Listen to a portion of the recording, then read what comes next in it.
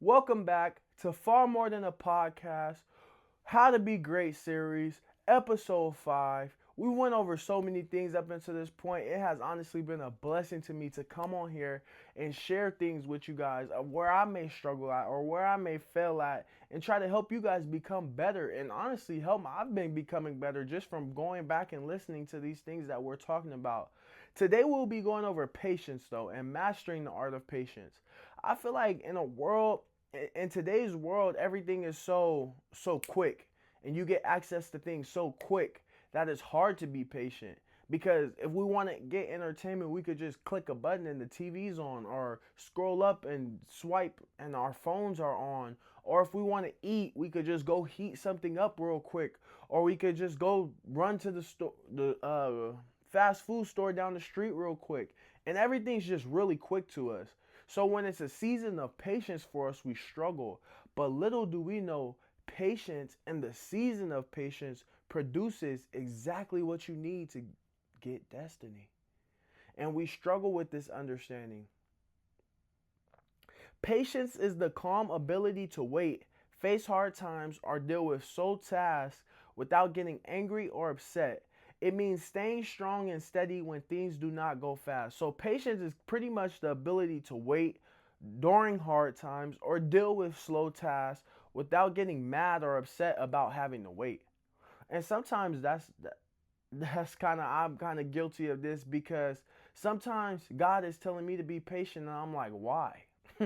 I'm ready now. And that's not true patience. We got to do this thing without getting upset. It means staying strong and steady when things don't go fast. So when things don't go according to your time, you have to be willing to stay strong and steady and do everything you would be doing if you knew it was coming tomorrow. If you knew breakthrough was tomorrow, what would you be doing today? Once you answer that question, you need to be doing that every day while remaining patient, while waiting for your opportunity with a smile on your face.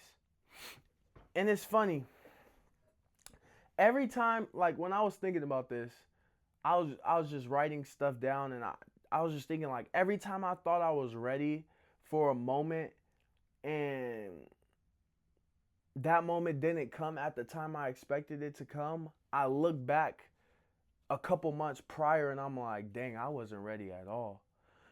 Every time I think I'm ready for something and time goes by, I realize I'm not where I thought I was. Which is funny because in the moment when we're in it, we be like, oh my gosh, like, come on, I'm ready. I'm excited for this opportunity. I'm ready for this opportunity. But there's something that we don't see. The eagerness in us creates something that we're blinded to. Okay? If you're not prepared for the moment, you will never be able to seize it. Preparation is key. Sometimes we think we're more prepared than what we are. And that's truly just not the case. So, today we're going to talk about how to be patient. The first step of how to be patient is don't focus on what you want, focus on the process. And I know we often hear that, but you have to focus on the process getting there. Because, for instance, again, I relate everything to sports. If I'm trying to get ready for season, if I'm trying to start, I can't focus really on the season. I have to focus on everything in between now and the season. Meaning I gotta wake up on time, I gotta eat healthy, I gotta run sprints, I gotta do all these things to prepare me for the season so that when my moment comes in the season and I'm scoring touchdowns or I'm making big plays, all the fans and everybody else is like, wow, oh my gosh, how is he doing this? But in my mind, I'm like, dang, the work is paying off. So that's one thing. The second thing is you got to understand there's no such thing as an overnight success. So we have to take a step back. I know it's hard because of social media. Because of social media, we have a false reality that people are just waking up and blowing up. And what I'm even realizing on social media is people study these algorithms. People study how to blow up. There's a method to doing it. I don't know it, or else I would already be blown up by now. But what I am learning through it all is there's a method to everything. There's a process to everything. There's no such thing as an overnight success. So on the phone, it looks real deceptive.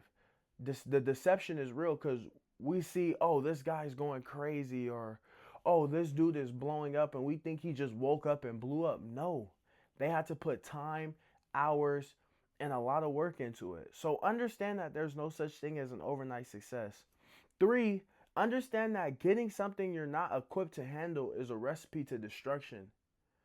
So, right, God sees everything, right? God sees everything. So if he knows that we're not ready to handle something, why would he give it to us? It's just like a father or a mother. If your parents know that you're not ready to get this car or to get this gift, why would they give it to you when they know you're not ready to handle it? Right? So it's the same thing with destiny. Why would we receive destiny from God if he knows we're not ready to handle it? Why? There will be no purpose because it will lead to our destruction. So understand that. Understand that failing and retrying builds your character and shapes who you are. And this is where I'm going to stop right here and just talk about probably for the rest of the time, right? Understand that failing and retrying builds your character and shapes who you are. So let's look at uh, Brady, right? Quarterback. He went to college. He wasn't a starter. He wasn't a star. Then after he wasn't a star in college, he went to the professional league and he wasn't a star there either. And then he became a star. And then he became a champion. And then he became a multiple time champion, right? But every time he failed, he got back up and went harder. Every time. And that retrying of him getting back up and going harder again and harder again built his character and it shaped who he was. So, right, I'm going to give you a testimony about myself. In high school, I had the Pac-12 schools coming to look at me. They said I wasn't fast enough. They said pretty much you're not there yet. You're not at Pac-12 ready level. So in high school, I only had one college scholarship. It was to Dixie State at that time. Now it's Utah Tech. Then I go and I'm like, okay, so I failed. I didn't get the offers that I wanted. All these schools came. So I'm like, okay, I'm going to go to junior college. Literally, I would wake up at 4 a.m. every single day, get up, sprint on a hill, go lift weights, go to school, after school, sprint again, after that, workout again, go to sleep, repeat, repeat, repeat, repeat, repeat, repeat. Now I'm in junior college. I get to junior college and I'm playing defense. I'm not even playing offense. I'm playing defense at first, and then they switched me back to offense because in high school I played everything. So they were trying to figure out what suited me best. So I go to offense. After I go to offense, I'm playing. I go crazy. I go D1. Then I'm at the Division One level. At Southern Utah, I'm on scout team my first year. So I'm pretty much failing. But I went as hard as I possibly can. One scout player of the year. Got that going. Did good. The next year came, they moved my position. So now I'm at running back. When I'm at running back, I have to learn a new position. I have to do all this. But I'm saying all this because the whole time my character is getting developed. The whole time something is being built in me. Resilience, never quit mentality, patience, trying to think about all the things that were built, character of doing the right thing when nobody's watching so that when everybody's watching it shows up. That's what was getting built in me. And then fast forward all the way to my last year, all of it added up. And now they're talking about, oh, you possibly have a chance to actually go professional. Oh, you're top 10 in the country. You're number 8 in your school's history in rushing yards. But that didn't come overnight. That came after 4 years of failing. See, oftentimes we run because we don't think that failing is a part of the process. Failing is a part of the process, guys. You have to fail 1,000,000 times for one win.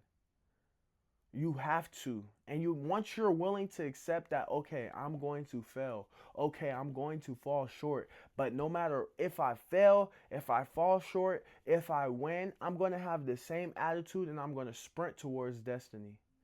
No matter what. I'm going to sprint towards greatness. No matter what.